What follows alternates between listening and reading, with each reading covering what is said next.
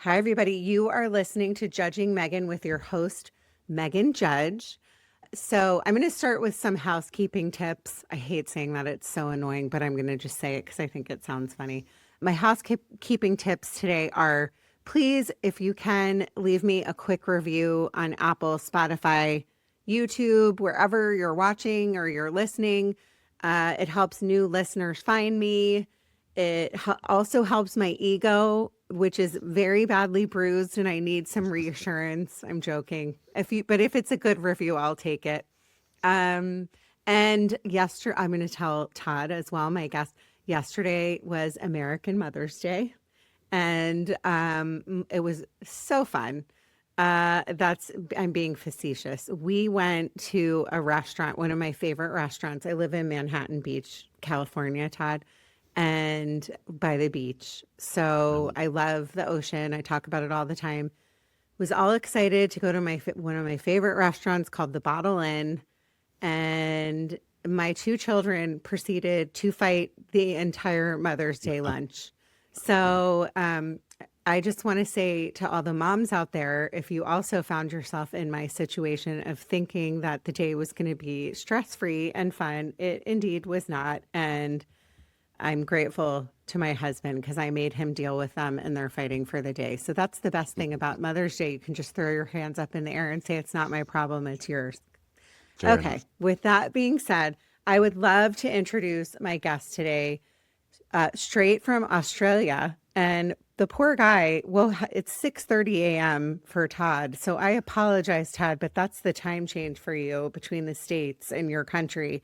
Todd Maguire is a mental health advocate. He's also an author and a former detective, undercover detective. And he has a book out right now called Donny, an Undercover Cop with a Death Wish. Thank you so much for coming on. Thank you, Megan. That was a really good introduction, and as I said earlier, you did that without any issues, any problems. Well Well, done. I almost did not record this with you today because I found that your Celtics t-shirt was extremely offensive for this Angelino. But I'm gonna be okay. I'm not a big Celtics fan. Are you a Celtics fan? I'm not really. It's just I just had to throw that singlet on, but it's actually a Thailand knockoff, so it's just Oh, it's okay. cheaper. Yeah, Okay. Well, mm. next time you buy a t-shirt, I would like to see Lakers Yeah, okay. or Clippers, but I like both, but I'm probably lean more Lakers. Okay, with all seriousness, I get for my listeners, I get a lot of applications and I like to interview all different kinds of people. When I find men in general, I talk about this a lot, wanting to come on and talk about their own mental health, their own struggles. In Todd's case, he also was diagnosed with complex PTSD. I have it as well. There's nothing I appreciate more than men coming on to talk about what they're going through or what they've been through in life, because I think it's a universal subject, Todd, where men are made to feel like they can't talk about their struggles. And that's why in the United States and all over the globe, we have the highest rates of suicide right now, in particular for men. So every time I find that I get somebody that's going to kind of break the barrier for the men after him to talk about this stuff, I'm always so appreciative. And I know my listeners are too as well. Yeah, that's awesome. Thank you very much. It is something that I have noticed that since I've sort of started this journey, yeah, blokes are notoriously not going to open their mouth, but it's amazing that since I've started this, using the book as a conversation starter, and I tell you what, everyone is opening up, and everyone is they're dying for it. They're just absolutely reaching out and wanting to talk, and someone's just got to take the first step, and that's why I said, well, for many years I was that person who never did, and I said, well, now it's my time to step up. Well, I thank you so much for what you do. I'm going to start with this. I always ask the same question in the beginning. Where are you from? Tell me a little bit about your childhood if you're comfortable, and how you got into the field of being a detective. I think we already know where you're from, but you can still tell us what part of Australia. I just gave it away, everyone. Yes. I'm 53 years of age. I'm married, been married for 20 years now and got a 20-year-old son. And I live in Queensland, Australia, mate. And I live up in the tropics, up in the Whitsundays. And there's some beautiful resorts and, tropical islands out there. And it's hot all year round, which is even better. So it's beautiful. Um, I was pretty lucky that, unlike a lot of people in life, I grew up in a really caring, loving, beautiful family without any trauma, without any childhood issues or any problems. My mum and dad were married for 55 years. I had an older brother, a younger sister, and we just had the normal backyard, blues. That's about it. But my life in the 70s and 80s in Brisbane, in Queensland, was jumping on the push bike and just taking off for the day and coming back as the street lights came back on. So um, I I did pretty much every sport that I could ask for. Went to a great school and had some great mates, and my life was going really well. And And yeah, so why, so what drew you to getting into the field of detective work and and getting into the police force? Was there something it, in particular? yeah, no, it was actually nothing that there was no one in my family that was a copper. I had a couple of schoolmates, and I finished school in 1989, and I didn't join the police until 1996. So I had a bit of time of sort of bumming around, to be honest with you. I did, I was working in hotels, working in nightclubs, working in, resorts, cocktail barman, all that sort of thing. And I sort of really hadn't found what I was wanting to do. And it was just by chance that a mate of mine who was in the cops, he, having a few beers with him, and he said, why don't you join the police? And I went, no way, never thought of it. No, got nothing against the police, but just never been my sort of thing. And, I think it was after about the fifth beer, he finally said, no, come on, come on. Yeah, we actually play rugby league there as well. Like, we play footy and it's really good and fun. And I said, oh, well, yeah, some of the stories you've been telling are pretty cool. And just to shut him up, I said, okay, I'll apply once. And if I get in, I'll do it. And if I don't ask me again. But I applied and got in immediately. And I went straight into it. And I actually loved it straight up. I love the community. I love the brotherhood, the sisterhood.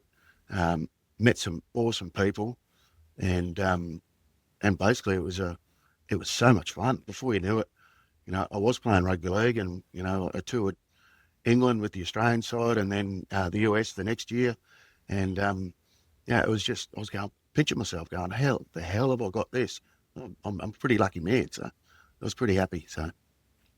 And so you were happy in the beginning and you weren't really was there some kind of rookie program, like a training where you weren't thrown into the hard things, like the hard, true detective work in the Yeah, beginning? Okay. yeah. So Okay. for the first 2.5, 3 years, I was just in the uniform sort of area, and you learn you learn your trade there. You learn the basics. You're getting into car chases and doing all the exciting stuff, and and you know I was still very green and didn't know what I was doing, and just learning as I was going, and I always knew I wanted to be a detective, but you sort of just got to bide your time and wait for that. So yeah, that's what I did. So when in that period of time, and by the way, is footy rugby? It's the same thing. Yeah, Okay, sorry. I mean, yeah, that's right. obviously, I was trying to figure out because in America, soccer, I get confused sometimes. Yeah, a Um, lot of people do. Yeah, different areas sort of but call it rugby is different such a things. cool sport. We have rugby here too, and I think it's a cool sport. Okay, so when you started in the field of before you were a detective, it was more like a brotherhood kind of a guy, I would assume a male dominated industry. Yeah, You're it probably was young. back then. Yeah, Yeah, you're young, I mean, I don't know how the comparison is, but in the United States, the police, I know that they it's a brotherhood here too. It seems whether you're a fireman, you're a Yeah. police officer. Once you became a detective, is that when you started to really have some issues with the things that you saw and dealt with? Tell me about that.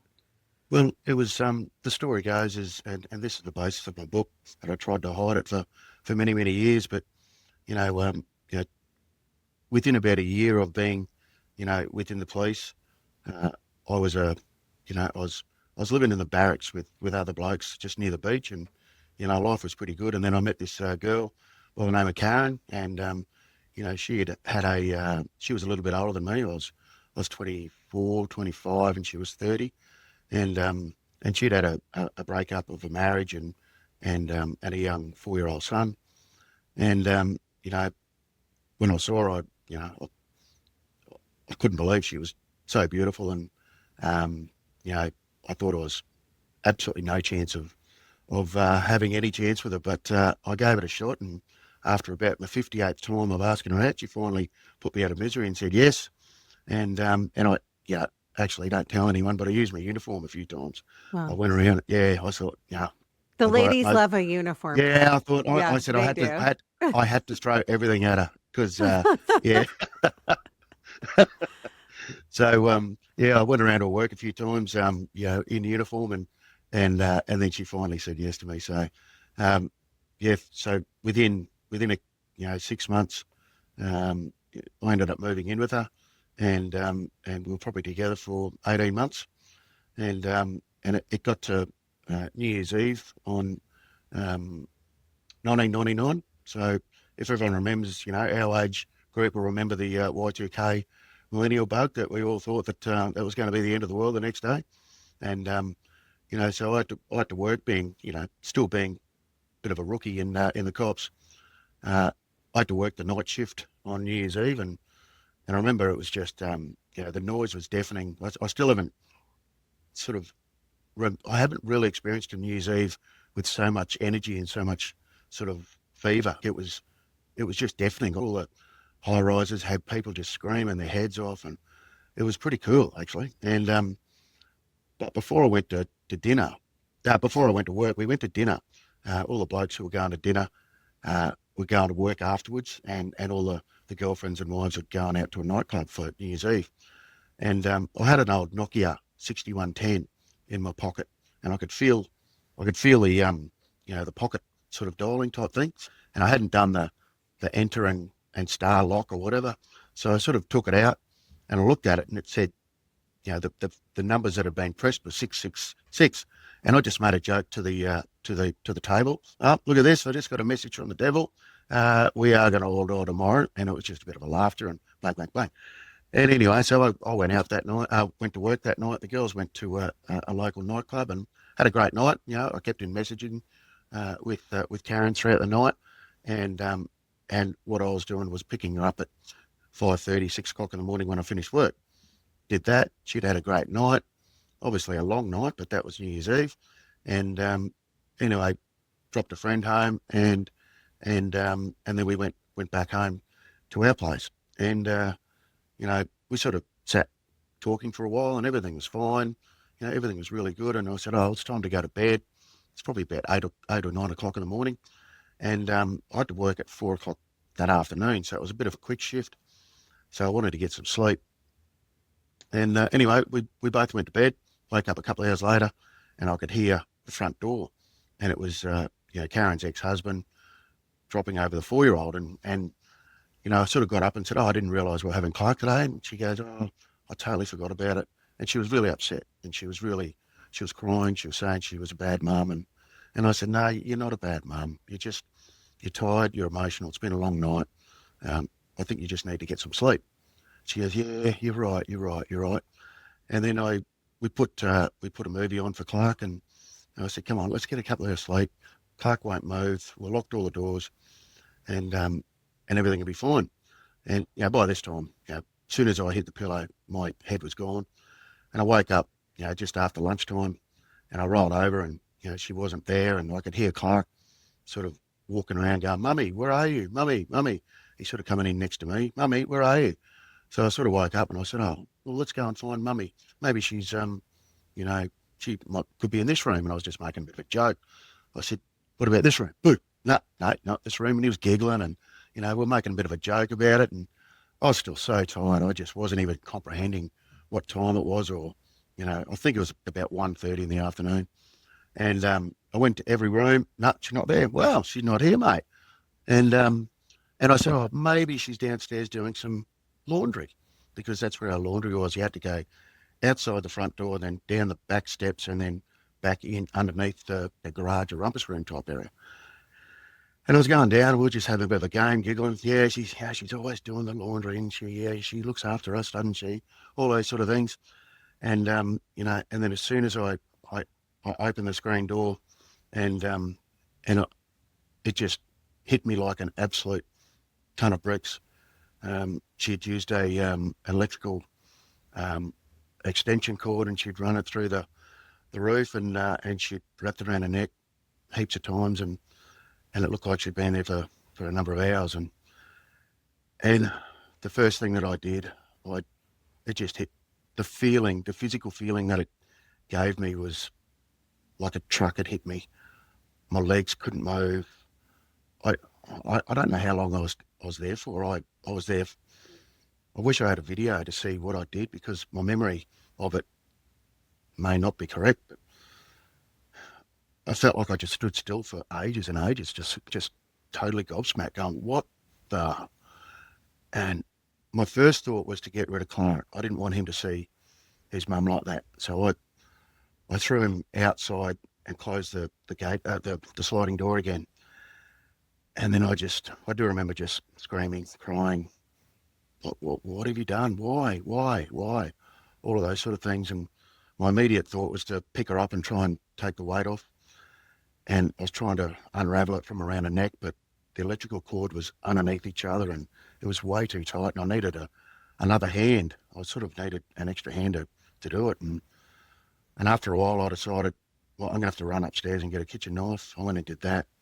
I came back down, cut the electrical cord, unraveled it, and started CPR. And, at a few times I thought that I'd sort of got her back to life, but it was just her air, my air going in to her chest and coming back out. And, I just had this one fleeting moment of getting her back to life, but, in reality it wasn't happening. And, by the way that I looked, she looked, I could really tell she wasn't alive anyway.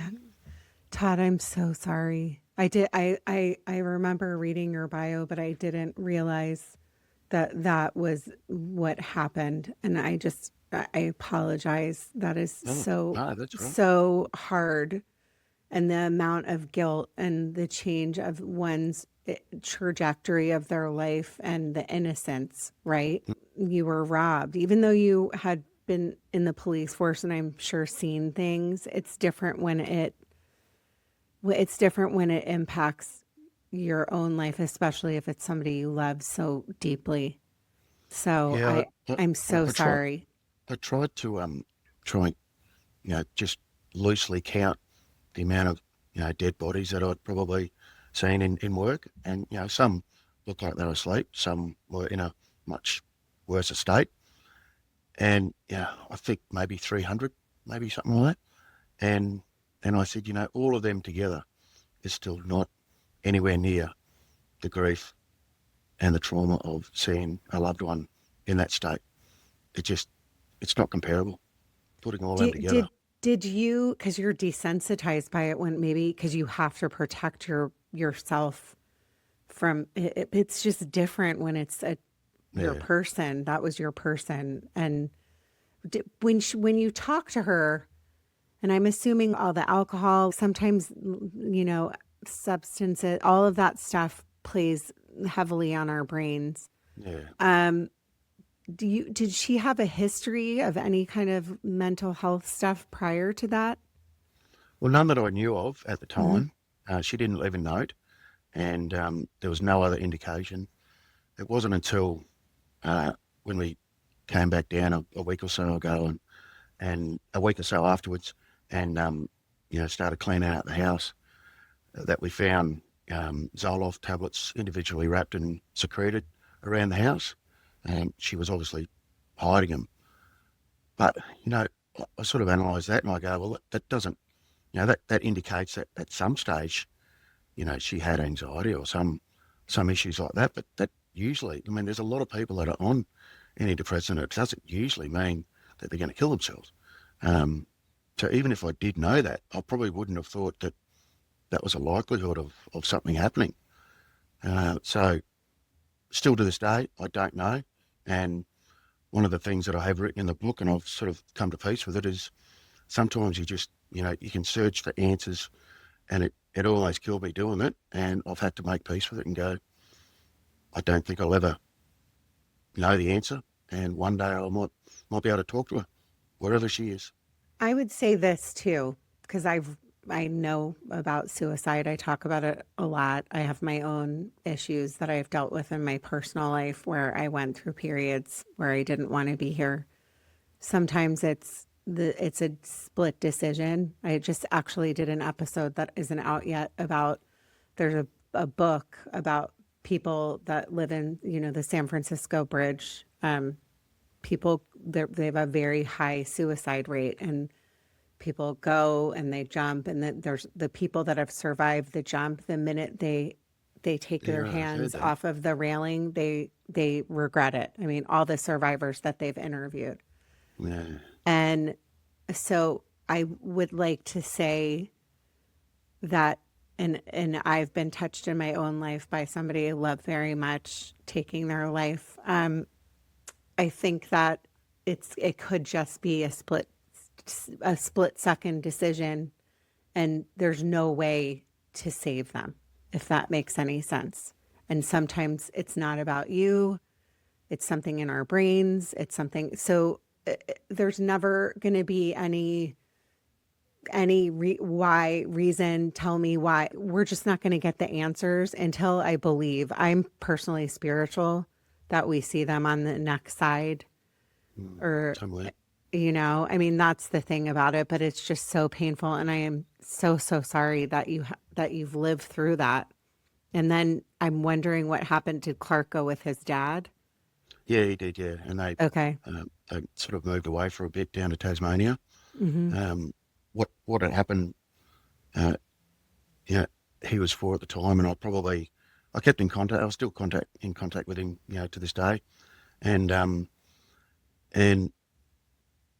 he was about the age of 10, so it was about 6 years later, and I went down to Tasmania where they were living at the time, and the dad sort of said, well, we've been doing a lot of work with Clark and psychologists and all that sort of stuff, but he's got a few questions for you. He wants to know, what actually happened that day, because he doesn't remember too much of it.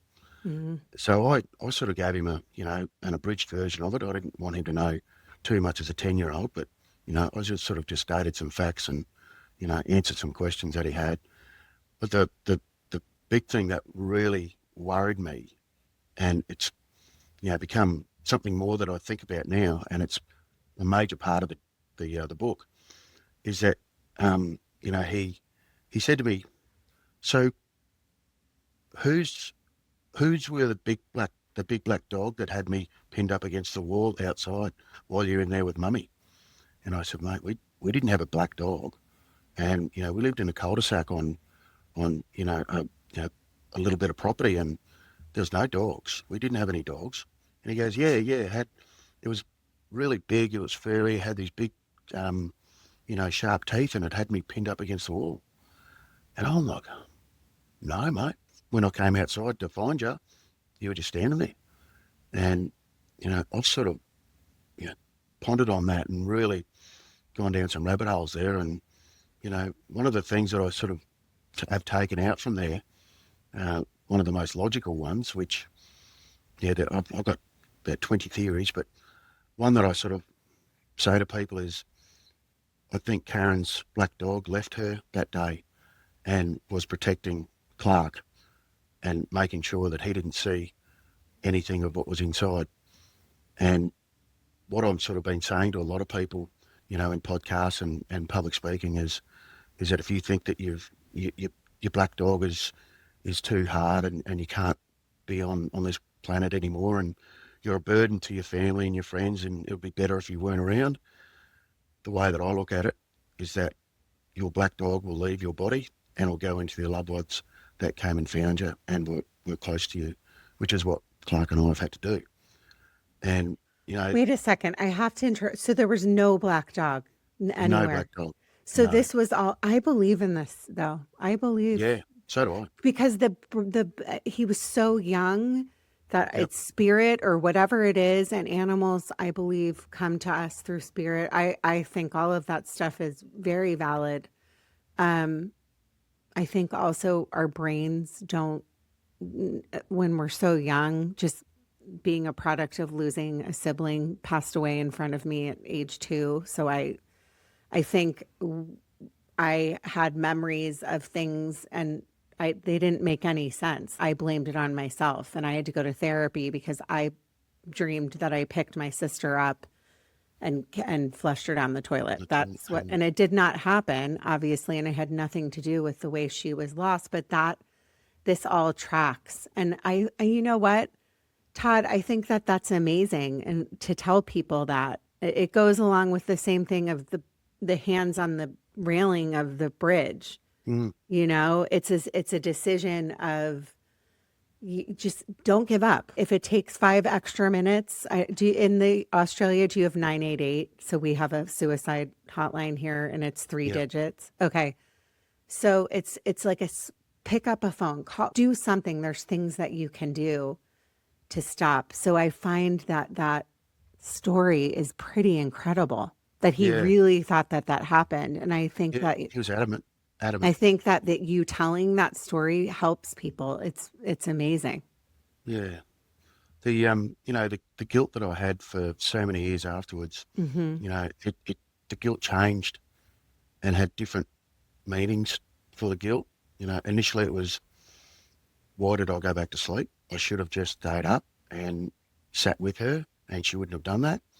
You know, and if that's what we believe, that people regret what they're going to do, that once she had some sleep and, you know, felt a bit better, she probably would not have done it again. I don't know. Who knows? Um, you know, that was the guilt that I had for a long, long time. Once I sort of got over that and said, you know, it's not my fault, you know, because I was really bashing myself over it. And I had to make sure and tell myself, you know, this is not your fault. This is not your fault. She's made this decision. And then, you know, it morphs into not only then having the grief and you know, all of that sort of how your body changes and your thought process changes. And your brain convinces yourself that this person, that once I actually started believing that it was her fault, her decision and her decision only, and I can't take any of the blame. And that took me many years to work that out.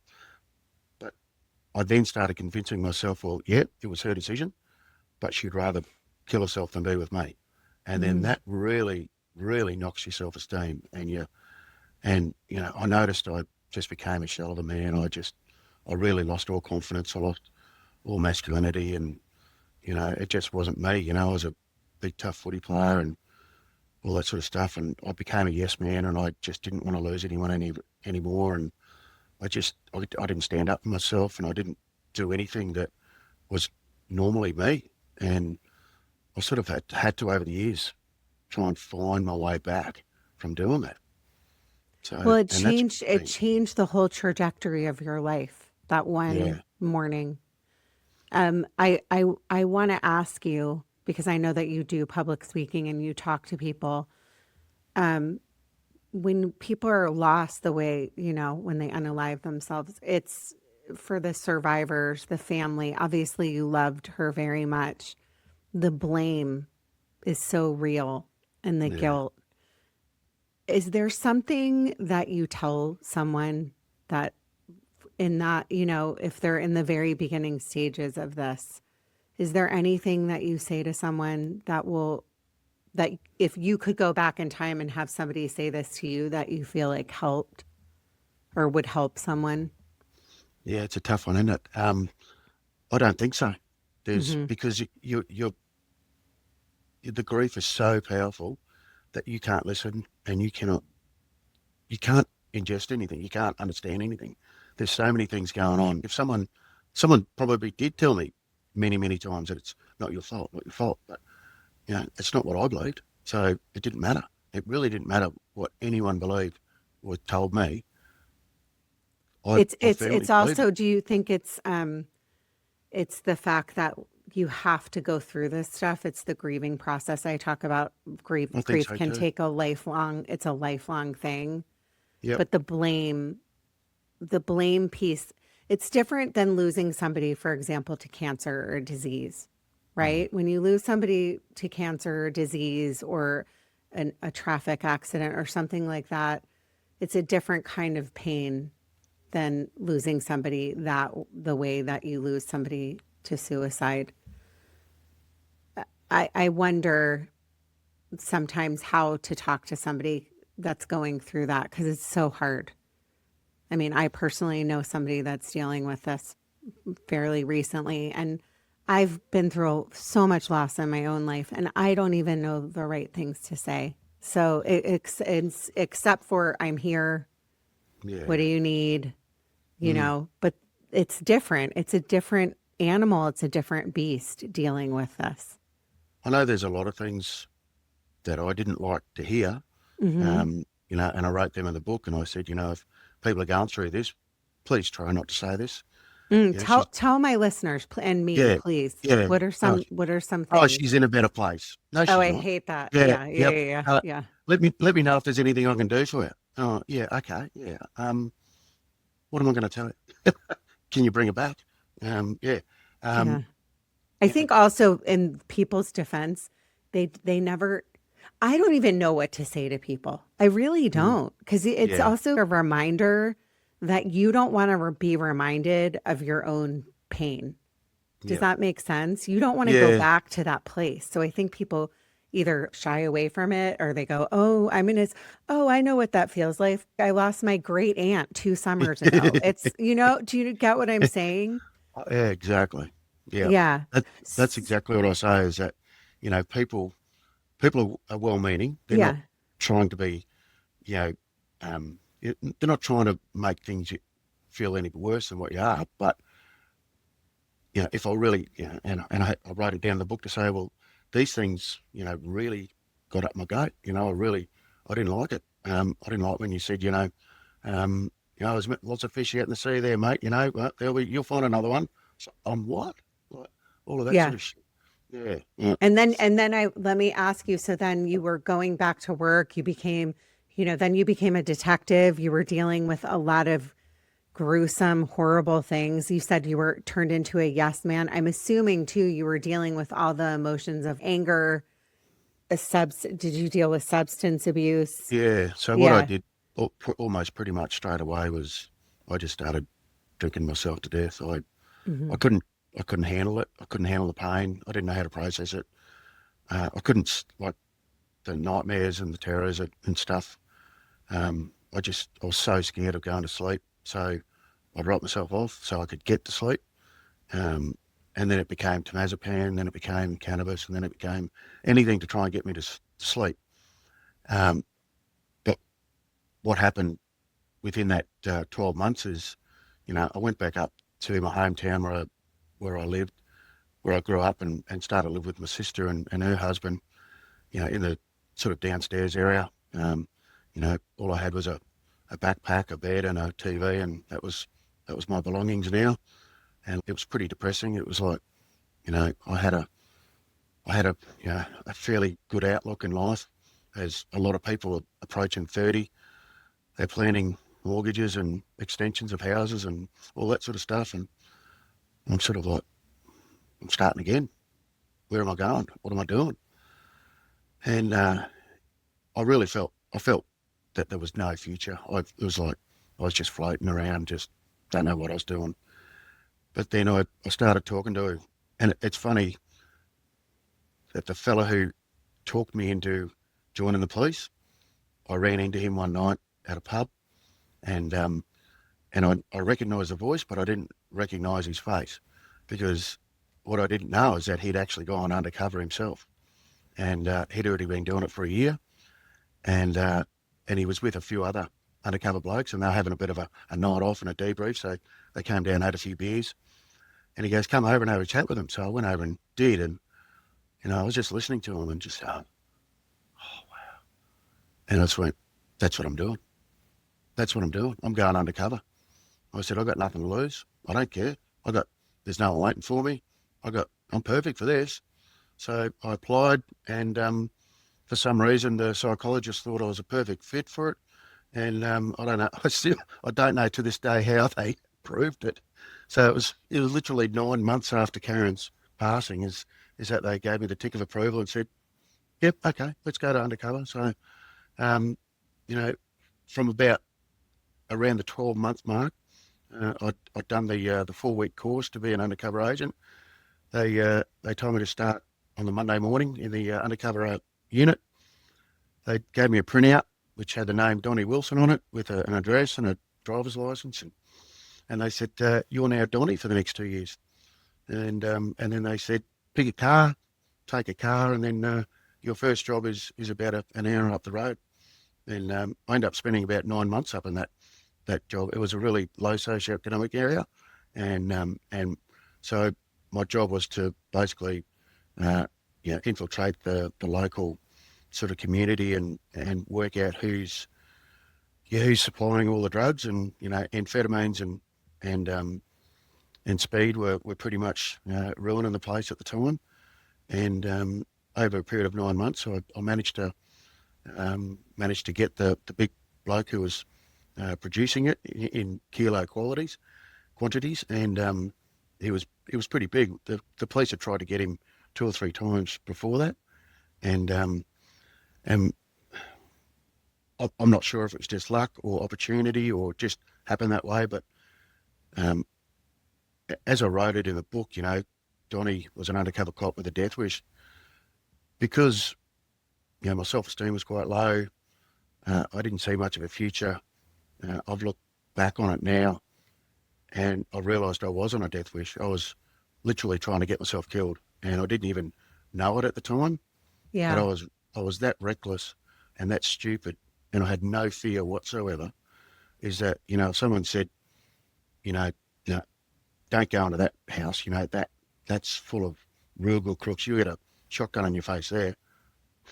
What do you reckon that is? That's a Did target you for me. deal with that kind of stuff? I mean, I know I Yeah. sound very Oh, naive.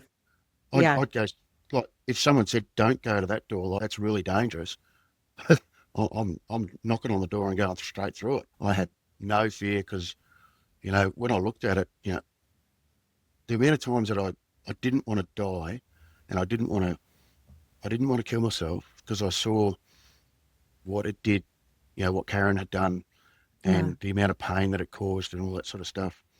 And the shame. There was a bit of shame for some people, especially with different religions. And, it wasn't a noble sort of way to go. So I thought if I could get killed in the line of duty, at least I'd be, looked upon with something, I'd have a award, and they'd probably name a boat after me, and mum and dad would be, proud that, I did something, and died in the line of duty, But so I kept on putting myself in positions where I was hoping something like that would happen.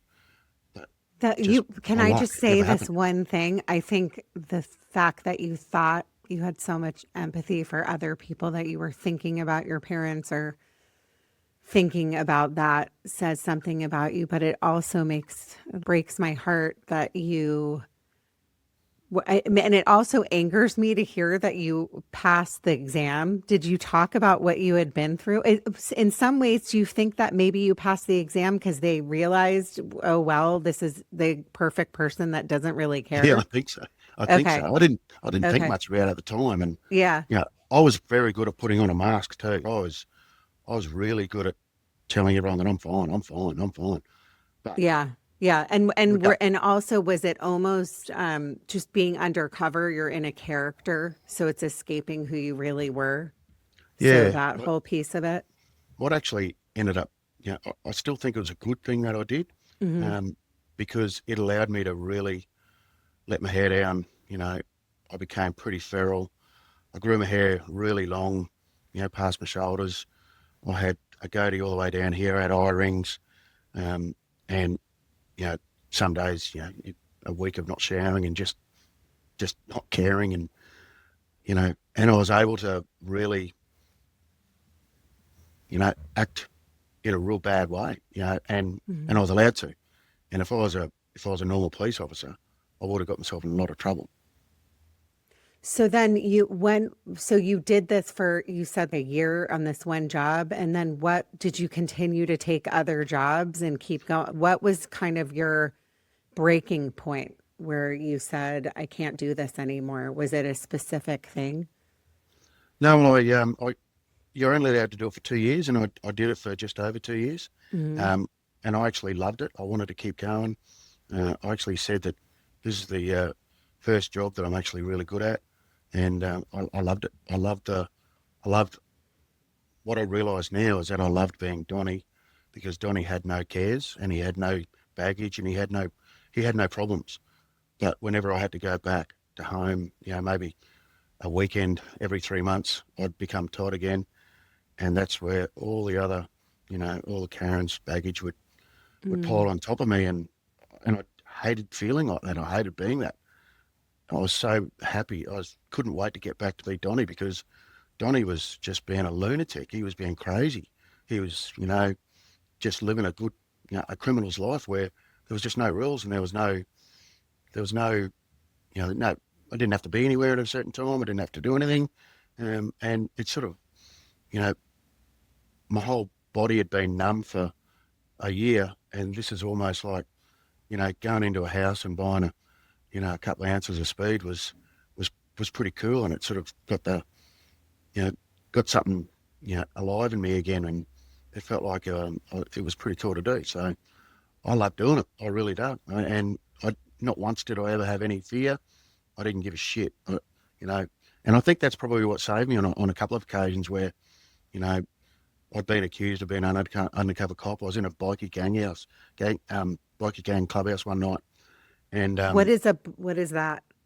like a outlaw motorcycle club. Oh, So, okay. like a Okay. bikie This is clubhouse. the American in me. I'm like, what does Yeah, that mean? Yeah, yeah, yeah. what just a bikers club? Yeah, Oh, like a bikers club. Okay, got it. Got it. Yeah, like got it. the Harleys and all that sort of Yeah, stuff. yeah, And yeah. Okay. yes, so yeah, that was pretty full on, but I actually enjoyed it. I had a great night, but I was playing pool, and there was a fella that I played footy with, about 4 or 5 years earlier, in another town, and he's eyed me off and said, "Hey, Todd, what are you doing here?" And I'm Oh going, no, that's not "Yeah." good. So that was the first time I got that ever happened to me, and I said, "Mate, I'm not Todd." He goes, "Yeah, mate, I played down footy with you down at Jurgen." Did he say it in No, front of people that knew you as Donny? yeah, well, we were playing pool, and he sort of came over, Yeah. and like the music was quite loud. It was a lot of, Hmm. sort of heavy metal, hard rock sort of music, and it, and when those things, when it's almost like the music stops and then he says something and it amplifies it a bit more. That's what it felt like. But in Yeah. reality, I'm not sure if it was or not. But he goes, "Weren't you a cop at the time?" And it felt like Right. that's when it felt like the whole place went silent, and Hmm. everyone just looked at me. And there was probably 70, 60, 70 people in the clubhouse, and I sort of went, "Shit, I didn't know what to do." So I knocked him out. So I went, that was the only way I could do it. That was the only way to cover myself. So I thought, well, I better leave it here. I better get the hell out of here. Hit the frog and toad, as they call it. And so I ran into the toilet because I'd been drinking a fair bit of beer, and I was busting for a piss. And there's a handful of bikies walk in, and sort of one's got a shotgun, and they've gone, "Hey, what the fuck you doing out there, man? Like, that's my brother. What did you hit him for?" Oh And I'm no. going, "Yeah," and I'm going, "Oh shit, I'm fucked now." Yeah, and they sort of went, Yeah. "Well," they said, "Yeah, actually, yeah, it's not our brother. We just thought it was funny. We thought give you a bit of a hard time." But I So said, you had to give it right back. So that was the way that you talked. So you're saying that you think because of the amount that you didn't care and you were in this place that you were able to just get into that character and just not Yeah. give And then care at all. the fellow with the shotty, he goes, Hmm. hey, but he sort of pointed at me and said, hey, I heard him say that you're a cop. Is that right? And I said, yep, I'm a cop, mate. I'm a cop. And Hmm. I said, in fact, all of you are under arrest. And I said, Detective Donny is here. And I told them all to put their hands behind their back. And then I said, has anyone got any handcuffs? And I just made a joke about it and everything. And it actually made them started laughing and going, as if this fuck was a So copper. they all kind of laid off after that. Yeah, yeah, Yeah. because, I didn't panic and I didn't sort of, when I said, I'm a copper, they said as if someone would say they are a copper if they're an undercover cop. Well, it's interesting that you tell this story because it's almost like your adrenaline had probably just gotten to a place where it wasn't there because when you're dealing with so much pain and you just almost don't even care anymore and you were on the living this death wish, this, I mean, it all tracks, you know? Mm, yeah. So, that was one job. And then next job I was buying heroin from the Vietnamese. Mm. And there was a bit of a misunderstanding in one of the buys at a shop. So I started smashing the shop up because that's what you do in that world. And that ended up getting me a $100,000 hit on my head from the Vietnamese Triads. So that there, that was probably when I noticed maybe I should take this serious, but I didn't.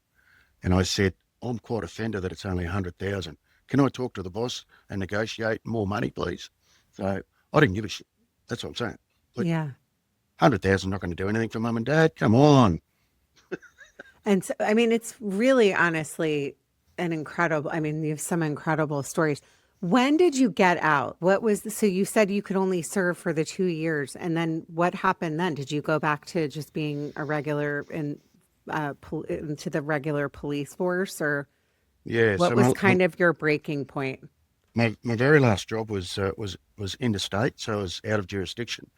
And when you do, I went down to Sydney and did a job down there first before I finished. And when you do it in another jurisdiction, it's usually on other police. So your local police can't do ones on the ones that they've been working with. So they get people from another state. And I initially didn't want to do it on other cops because I thought that's a bit of a low act. But then when I read what they've been doing was that they were manufacturing MDMA pills and they had a pill press and they were distributing it to the local nightclub scene. So I thought, yeah, they're not coppers, they're crooks in blue uniforms. So yeah, I'll go and do that job. Yep. So I went down and did that, and it was really good. I was buying 1,000 pills at a time, and uh, they gave me a BMW to drive around in, living in a high rise, going to parties on the Sydney Harbour on super yachts, and living the high life. And every other night you'd find me in one of the local strip joints, just one of those seedy blokes at the back, because that's part of the persona you got to be at, and I finished that job, came back, and they said, okay, we're going to start. It's a reintegration program to get you back into the real world. So the first 2 months was our Crime Stoppers, which is like an anonymous telephone sort of system where people could ring up anonymously and dob in a drug dealer or dob in someone that's committed a crime or something like that. And I'm not sure if you have the same over there, but it's sort of like a call center Like an where, anonymous calling center. Yeah. yeah. And people sort of just go, I just want to dob on this fella. He's been dealing drugs and blah, blah, blah. And you sort of write it all down and that gets sent out to the detectives and they can act on that. So my job was they said, we just want you to come back and just have a structured life. So get here at And eight you o'clock. weren't Donnie anymore. You were back to No, Todd. no, no, I cut my hair and Yeah. shaved my face and took my earrings out and eye rings out. And had to try and become normal again. And they said, make sure you're there at 8 o'clock. I said, I have not woken up at 8 o'clock in the last 2 years. That's impossible. There's no way. Yeah. So I got there at about 9:30. That was the best I could do. I said, come on, work with me here. And anyway, he wasn't happy, the boss. He goes, mate, 8 o'clock, we've got to get you back into the real world. I said, it is 9:30. That's good enough for me, you know. And anyway, he goes, so okay, so what do I do? Just answer some phone calls. So I started answering phone calls, and I'm still really living in the undercover world. I'm still, you know, believing it, acting like it, talking like it. And I answer this phone, and he goes, "Hey mate, I just want to dob in my next door neighbour. He's smoking cones, and yeah, it's the smoke's coming over to my house, and I really don't like it. It's playing with me asthma, and I just ripped into him, and I said, mate, don't you know what dobbers are, mate? They're dogs. They're snitches. They're going to get yourself killed. Just worry about yourself." And I started screaming at him and yelling at him, going, "You're going to get yourself fucking killed, mate. You're dead. You're dead." Okay, so you were not probably not great for that role, I would assume, right? The boss grabbed the phone, gives it to this other lady to try and sort of, I don't know, whatever they So did. did you But, so you didn't stay in that was that kind of then you went and oh, got some yeah, therapy and stuff? he took me down the road and said, "Come on, Yeah. just settle down." And I'm still blowing up. I said, "He doesn't know the rules, that dickhead. What are you fucking doing? They're the real rules, and in the real world, you don't dob on people, mate." Anyway, he goes, "Oh, mate, I'll get you to do some filing. I don't think you'll answer phones for a while." So for the next 2 months, I just did filing and, just tried to get back normal. And, you know, and this is the whole reason why I've written this book was, you know, this was probably now 2003. So we're Hmm. 3 years later. And from 2003 to 2000 and probably 19 or 20, I avoided it. I ran from it. I hid it. I tried to, in 2004, I actually got married. And in 2005, had a son. So I kept on convincing myself that I had to be a good husband, and I had to be a good dad, and I kept thinking that I was doing that. But what I didn't realise is that the PTSD was still making me do stupid things every now and then, and I couldn't understand why I was doing them. And because I honestly thought that I was fine and everything was fine, and I was over it. Let me And just tell you something, Todd. Um, so as you know, because you talk about this and I talk about it a lot, that and for my listeners that are listening is that this is the way it goes for survivors of PTSD. You can push it down all you want to. You can live in the nicest places, you can drive the nicest cars, you can go on the nicest trips, you can have everything you want. But then eventually it's going to come and tap you on the shoulder and it's your time to deal with it. And that 100%, happened to me. So like I said when we started recording, and my listeners know this, I have this great life. I had two beautiful children. I found yeah, myself sitting on a beach. I didn't want to be here anymore in 2020. yeah, All of the trauma had boiled up. yeah, And so one of the biggest things I say when guests like you come on or I talk to my listeners is that's why it's so important, because I don't know if you know this, but I was diagnosed in 2020 with complex PTSD, and it's not a mental illness. It's a brain injury. So, particularly with PTSD, complex PTSD, it's like your brain doesn't function because it can't. It's almost like it's leaking. And I think technically, if you look at a scan of a brain, it is. Have you ever seen that? Have you ever mm, seen the scan of a brain with complex PTSD or PTSD? So it all makes sense. And I wonder if when you got to that place, if you went, oh, okay. And it's yeah, I did, almost yeah. like this big giant relief. That's It at did least feel, it it was felt for me. good. It felt good that I knew that, I Yeah. always knew that there was something, there was always something that I still had the flashbacks. I still, Yeah. got sad when I thought about her and all those sort of things. Um, but it wasn't until I left the place and my GP said to me, um, he goes, "Oh, you must be feeling pretty good, your sleep must be great and all that sort of stuff." Because, the shift work with the police just really knocked me around. Hmm. And I said, "Mate, to be honest with you, I I've never been so tired in my life. And I said, I wait, I go to, I have a 10-hour sleep. And if I could go back to sleep half an hour after I wake up.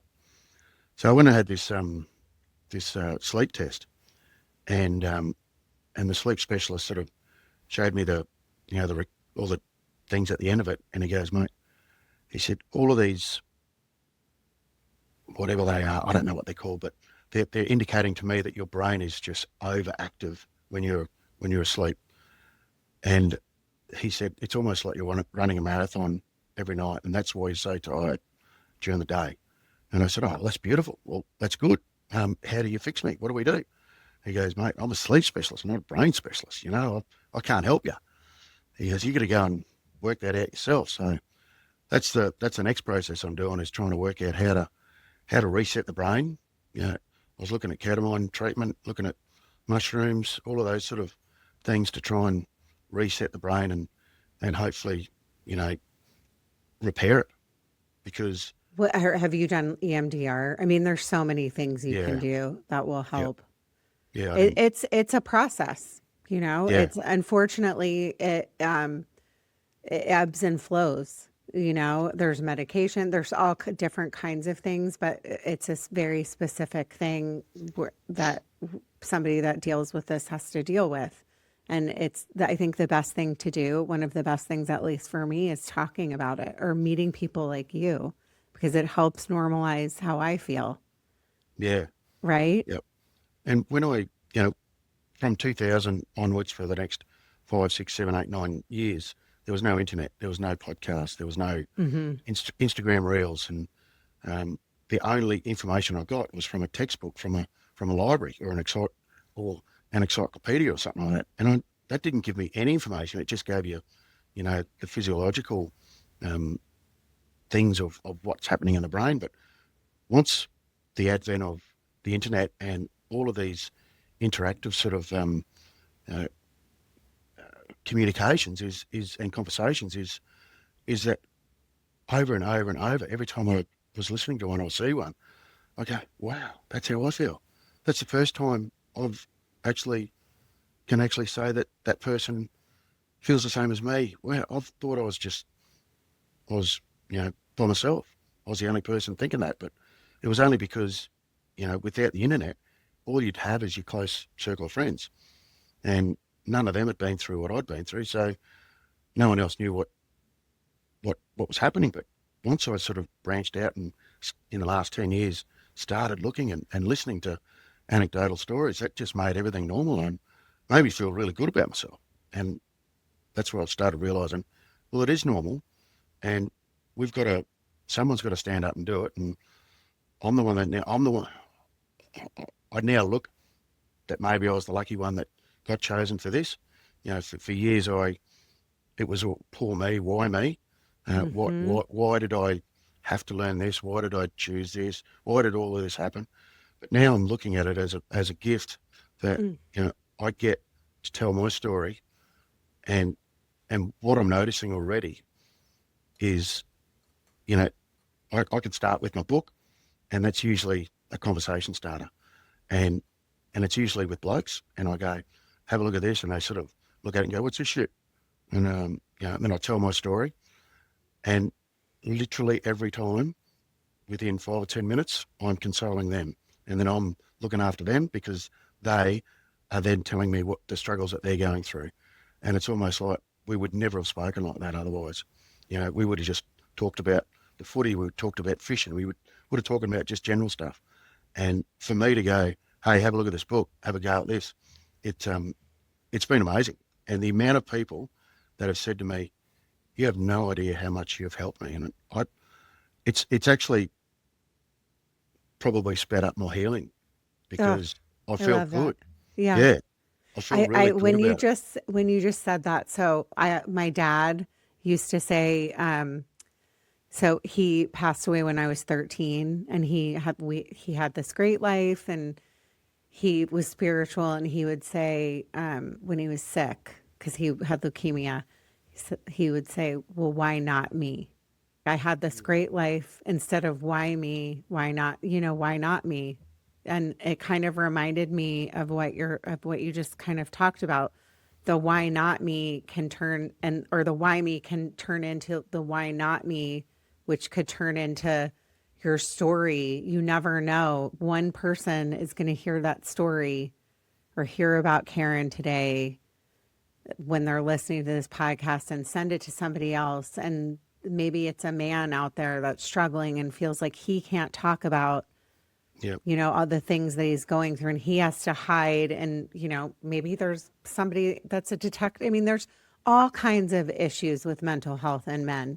And I say a lot that it's kind of like if you start a fire, like a campfire, and you have to take the matches and then the fire spreads. That's what it is. It's talking Yeah. about your story, spreading it. So then everybody else feels like it's okay to talk about.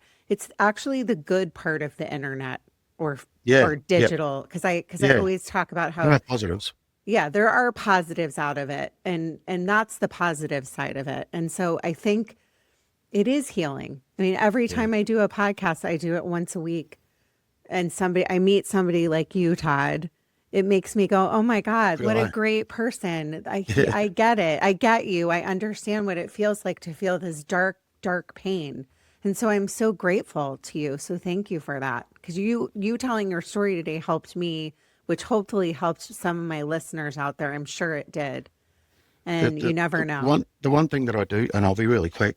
The one Hmm. thing that I do say in my public speaking, and it's usually addressing younger 18 to 25-year-old blokes usually, but it certainly can be for ladies as well. I just haven't done it that way yet, and I try and normalise it by using sport as an analogy. Because I was coaching rugby league and being involved in it, so I sort of have a big group of boys that I sort of talk to, and I go, okay, so if you're playing footy on Saturday and you break your ankle and you can't walk, do you put your hand up and tell the medical staff? Do you tell the doctors? Do you tell the coach that you've broken your ankle? Well, yeah, yep. I said, well, what would you do after that? Go to the hospital? Yep, go to the hospital. Yep. And then what would happen? You'd probably get plaster, and then you would have to put your leg up for, whatever, and then you'd be on crutches and all those sort of things. And then once you got your plaster out, you would then go to physio and making it strong again and getting all that sort of stuff around it. And I said, what happened to me through, Karen's death, that caused a brain injury. And it Hmm. wasn't my fault either. Whatever happens on the footy field, it's just part and parcel of life. And I said, even though I can't see it, I know there's an injury there. And I don't see it any differently than breaking an ankle on the footy field.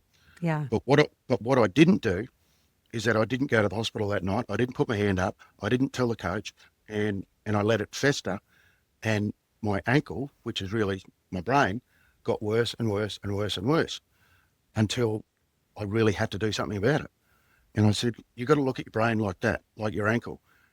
Early treatment and get it fixed, and then do all the right things afterwards to make sure that it's still a working muscle and it works well to help you through your life.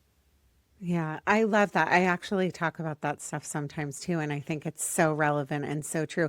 The other thing that you have that I will never have is I have zero street cred.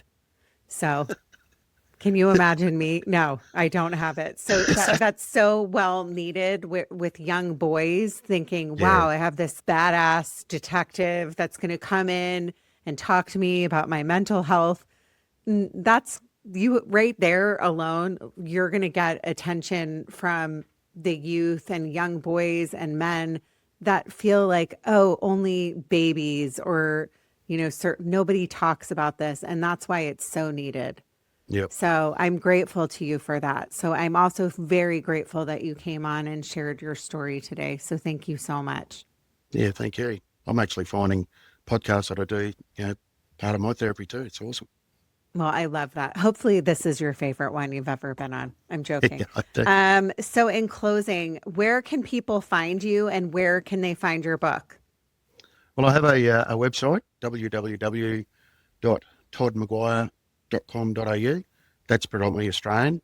And if you're in Australia, I have all the books at home and I personally sign them and I'll put them in the mail and send them to you. If you're outside of Australia, you can get it through your Amazons and Kindles and all of the online bookstores. I only released it in February, and I'm still trying to negotiate bookshops at the moment, so that won't be far off, hopefully. Well, I think your book is much needed, and I'm so grateful to you. And thank you to my Australian listeners, because I love you and I love hearing from you. I'm ready to come visit and leave the United States whenever. But in all seriousness, thank you so much for sharing. It's such an inspiring story, and I'm really, really grateful. In closing, everyone, I hope that if you are struggling and you listen to this episode, you understand there were some really hard things that we talked about, but the reason I talk about this, all of this stuff that I talk about, is to normalize it's okay to ask for help, and to remember that there's always hope and there's always help out there. And you listen to my story, or you listen to the story of Todd, or all the people that I have on, and we're all human. We all will go through hard things in life. We're all going to falter. We're all going to make mistakes. It's how we treat ourselves and we treat others. And if you do need help, like Todd talked about, if you had a broken arm, you would go get the cast on your arm, get help. You're worth it, and you matter. So in closing, keep going. You matter. Your story matters. Thanks, Todd. Judging Meghan with Meghan Judge.